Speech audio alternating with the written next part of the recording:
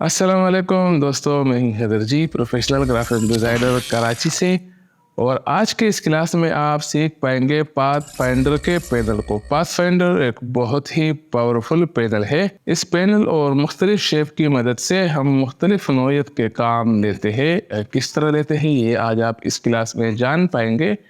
लेकिन इस क्लास से पहले ये जो आपको टूल बार में नज़र आ रहा है, इसके नीचे अगर ये देखे जाए 3 छोटे से मोड, ये ड्रा मोड कहलाते हैं। ये ड्रा मोड क्या है, 1-2 मिनट में पहले आप ये समझ लें, क्योंकि ये मोड बहुत काम की है और काम के दौरान ये 3 मोड जो है आपको बहुत हेल्प करते हैं। तो पाथ फाइंडर से पहले इसको समझ लें और बाद में हम पाथ फाइंडर के पैनल को तफसीली समझते हैं। तो चलते हैं, स्टार्ट करते हैं आज की ये क्लास। तो यहाँ पर मैं एक शेप ड्रा करता हूँ, इसमें एक कलर फिल कर लेता हूँ और इसके बाद कोई भी दूसरा शेप ड्रा करता हूँ, इसमें अलग कलर फिल कर लेता हूँ और इसके बाद तीसरा शेप ड्रा करता हूँ और इसमें भी कलर फिल कर लेता हूँ। तो यहाँ आप देख सकते हैं कि हर दूसरा शेप जब मैंने ड्रा किया तो वो पहले वाले के ऊपर था, तीसरा दूसरे के ऊपर था, चौथा अगर मैं ड्राइंग करूँगा तो वो इस तीसरे के अलावा इन सब के ऊपर होगा। मतलब हर जो शेप मैं ड्राइंग करूँगा तो नीचे वाले शेप से वो ऊपर रहेगा। ठीक है, क्यों? क्योंकि यहाँ पर हमने सेलेक्ट किया हुआ है ड्रा नॉर्मल।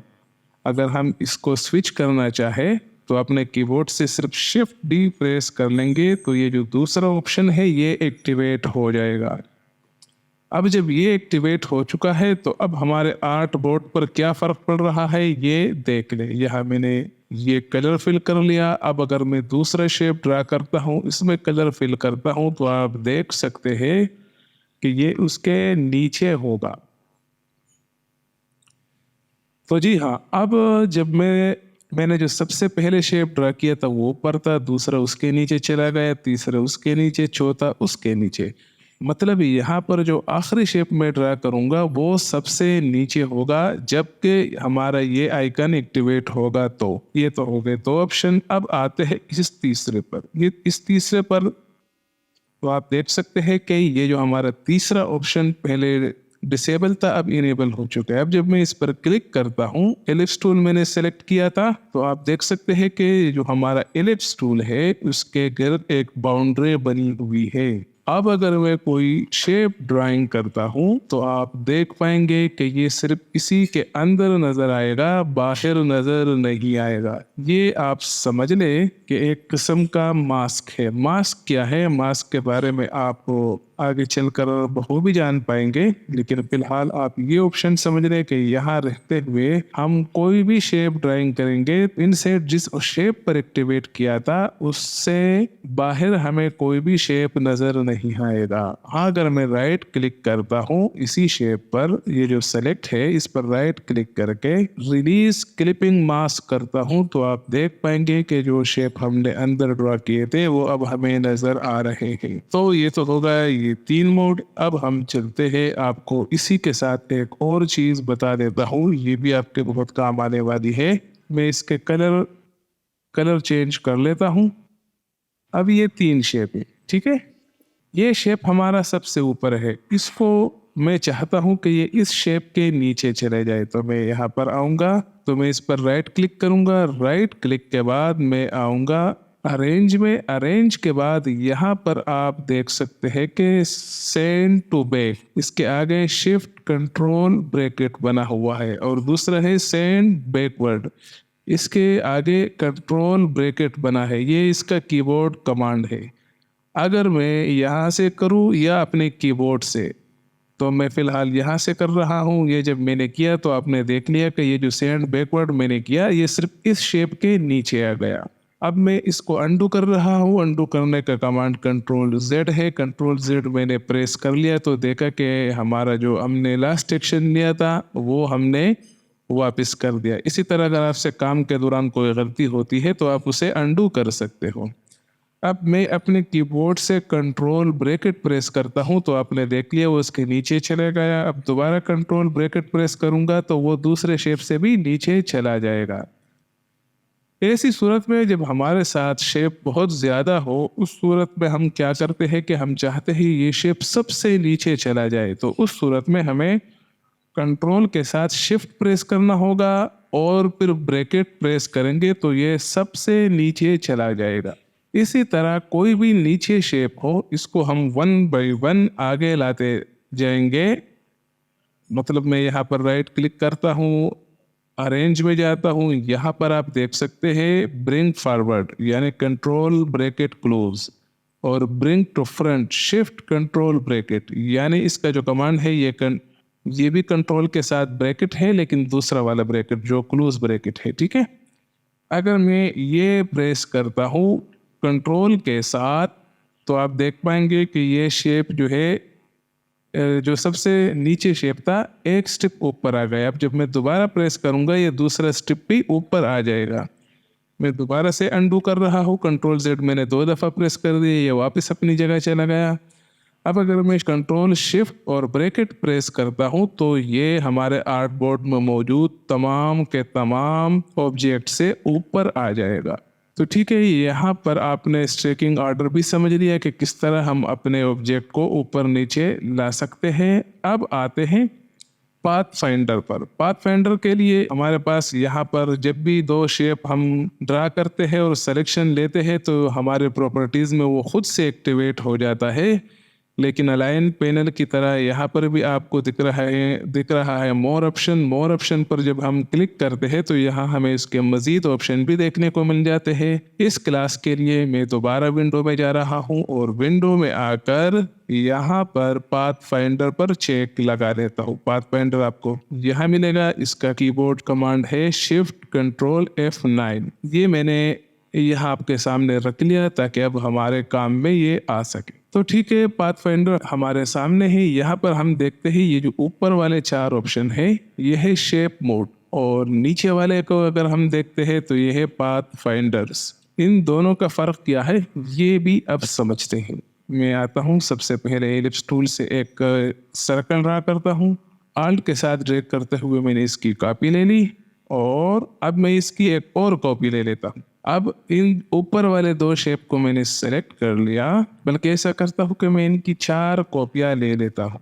यहाँ पर भी आपको 4 ऑप्शन दिख रहे हैं। ये चारों जब मैं इस पर अप्लाई करूँगा तो आपको हर एक की पहचान हो जाएगी कि इनका काम क्या है। अब ये 2 सेलेक्ट है और मैं आता हूँ इस पर क्लिक करता हूँ तो ये क्या हो जाएगा, ये यूनाइट हो जाएंगे। यानी हम जब आपने देखा होगा कि 2 अलग अलग चीज़ों को वेल्ड करते हैं तो ये वही काम कर लेगा। यानी इसको आप समझ लें 2 शेप को वेल्ड कर रहा है। मैं इस पर क्लिक कर रहा हूँ तो आप देख सकते हैं कि हमारे जो 2 शेप थे वो एक हो चुका है। लेकिन यहाँ पर आपने एक और चीज़ भी नोट की होगी, जैसे कि मैं इस पर कर्सर लाता हूँ तो यहाँ पर लिखा है यूनाइट, ब्रैकेट में आगे लिखा है alt click to create compound shape and add to shape area. ये क्या है, मैंने इसे अंडू कर दिया और मैं इन दोनों को सेलेक्ट करके जस्ट सिर्फ इस पर अपने कीबोर्ड से आल्ट प्रेस करते हुए क्लिक करता हूं तो आप देख पाएंगे कि ये वेल्ड हो चुका है। लेकिन उसके बावजूद हमें ये 2 शेप में नजर आ रहा है। ये इसलिए कि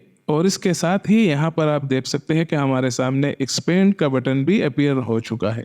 ये इसलिए है कि इन्होंने हमें एक मौका दिया है। आल्ट के साथ जब हमने ये यूनाइट प्रेस किया है तो इन्होंने हमें एक मौका दिया है कि अगर आपने इन दोनों शेप को पोजीशन से दुरुस्त नहीं रखा तो आल्ट प्रेस करते हुए यूनाइट प्रेस करने का फ़ायदा ये है कि आप इसे रीपोजिशन कर सकते हैं। मतलब मैं इस पर डबल क्लिक करता हूँ और अब इसे कोई भी पसंदीदा पोजीशन पर लेके जाता हूँ, इसको अप स्केल या डाउन स्केल करता हूँ और बाहर डबल क्लिक करके आइसोलेट मोड से निकलता हूँ और इसे एक्सपेंड करता हूँ तो आप देखेंगे कि वो जो 1 क्लिक में आल्ट प्रेस किए बगैर हमारा जो काम हुआ था अब वो हो चुका है। ये जो आल्ट का ऑप्शन है ये इन तमाम चीज़ों पर कारआमद है ऊपर वाले।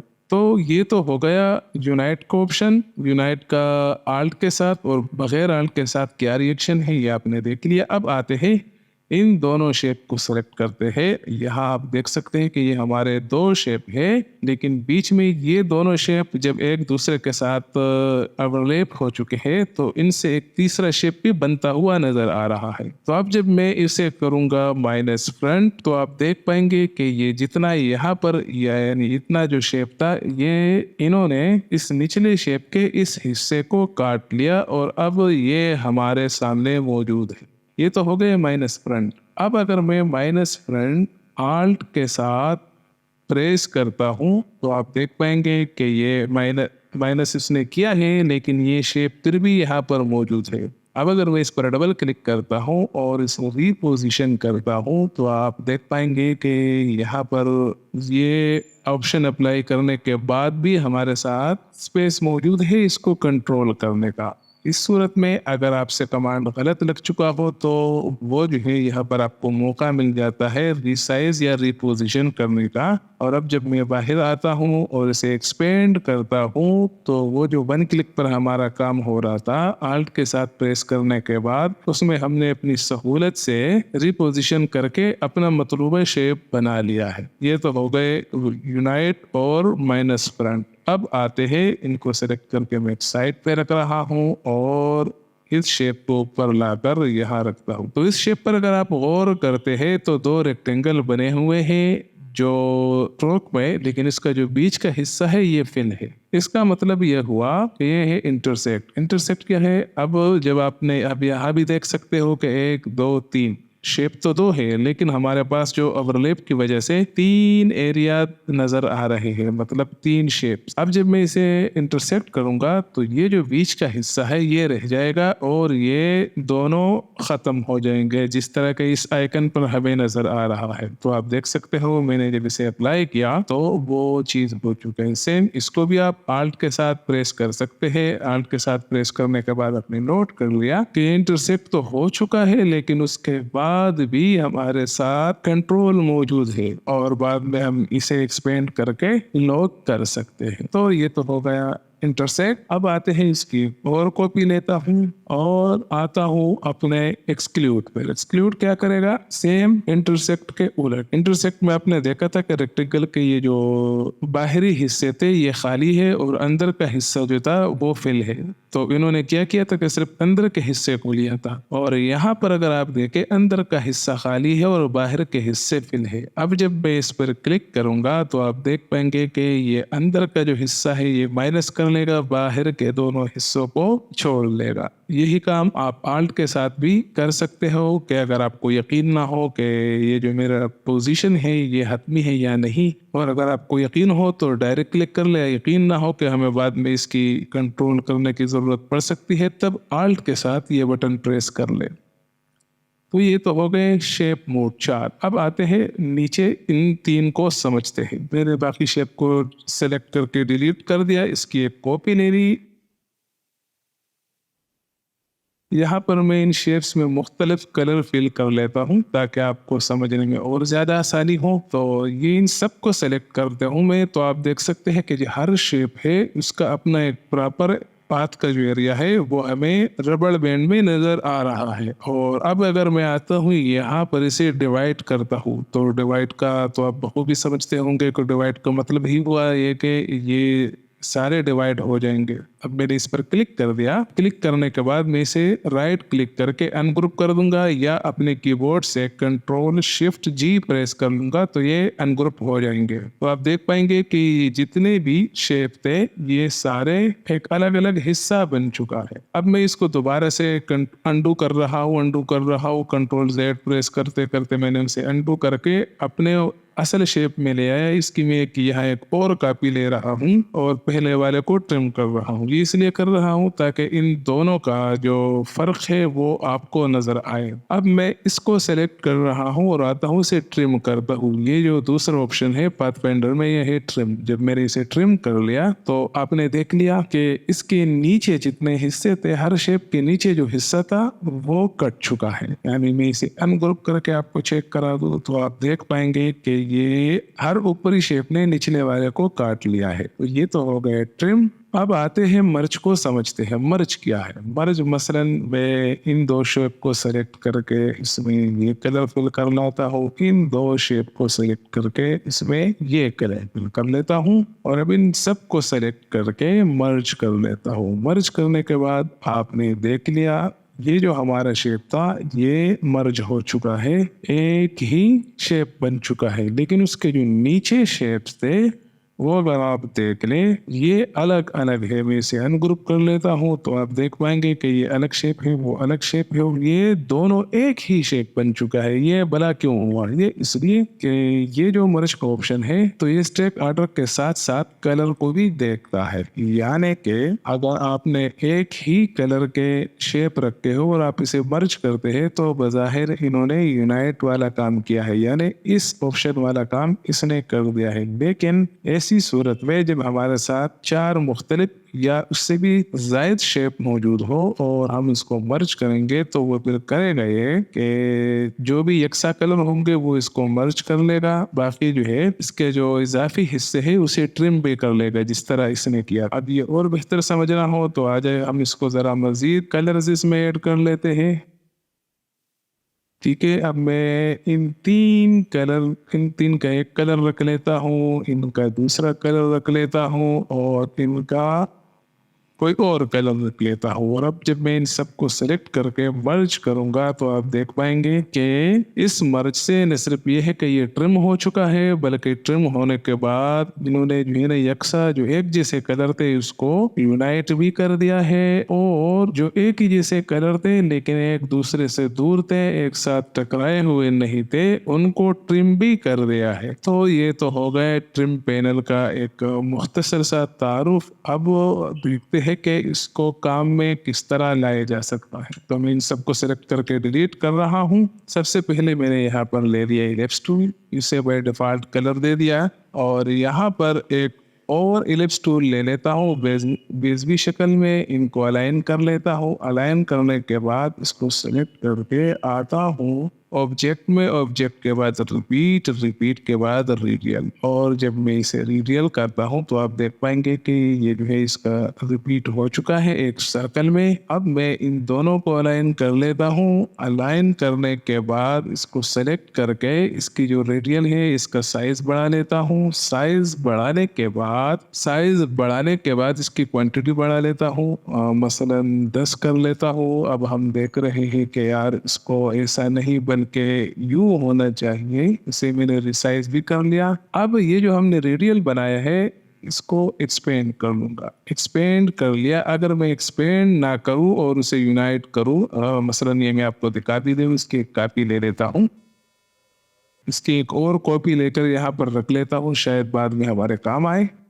अब यहाँ पर मैं ये कर रहा हूँ कि इसके जो मैंने रेडियल बनाया है इसको एक्सपेंड नहीं कर रहा, और ये जो रेडियल है इसको मैं एक्सपेंड कर लेता हूँ।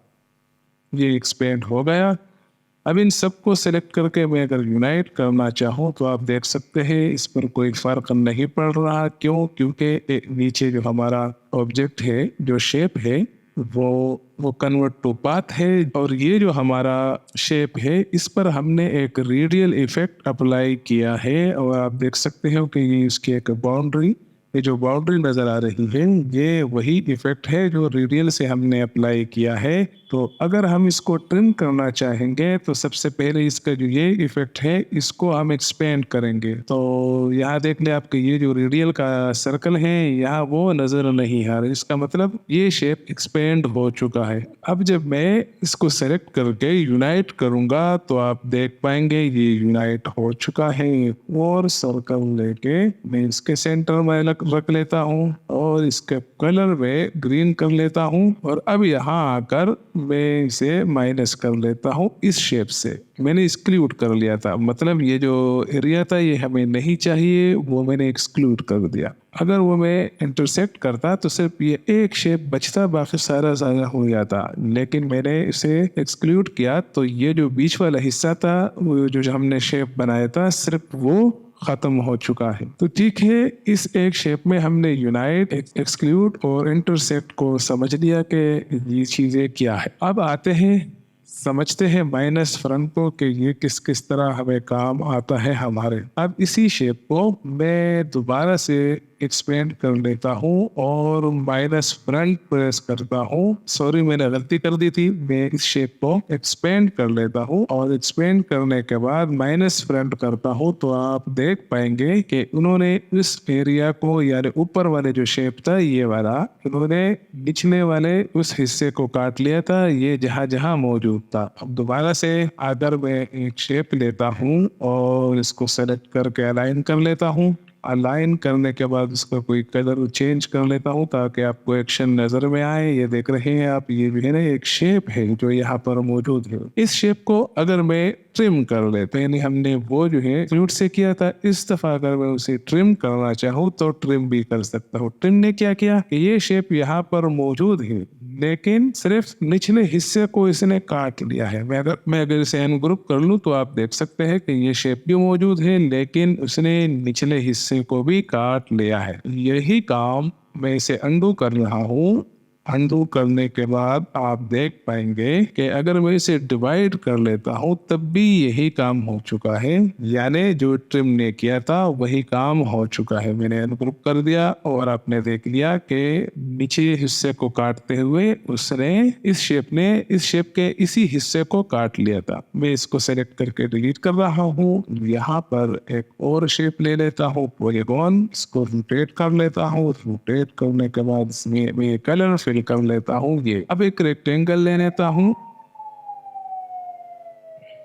जी, रेक्टेंगल मैंने ड्रॉ कर लिया है। अब इन दोनों को सेलेक्ट करके माइनस फ्रंट कर लेता हूं, तो आप देख सकते हैं कि सिर्फ ये ऊपरी हिस्सा रह चुका है। अब दोबारा से मैं रेक्टेंगल लेकर इसका मुसावी एक शेप ड्रा कर लेता हूं और शिफ्ट के साथ इसे नीचे की जानिब ड्रैग कर लेता हूं। दोनों को जरा एक साइड से बढ़ा लेता हूं। अब दोबारा से एक रेक्टेंगल लेके उसे उसके कॉर्नर हम राउंड कर लेंगे। राउंड करने के बाद मैं इसका कलर चेंज कर लूंगा। मैंने ड्रैग करते हुए आल्ट प्रेस करके इसकी एक कॉपी ले ली और अब इसी एक्शन को, यानी मैंने ये जो आखिरी काम किया है कि इस शेप को सेलेक्ट करके मूव करते हुए मैंने इसकी कॉपी ली थी, इसी एक्शन को मैं रिपीट करूंगा। कंट्रोल डी जब प्रेस करूंगा ये एक्शन रिपीट हो जाएगा।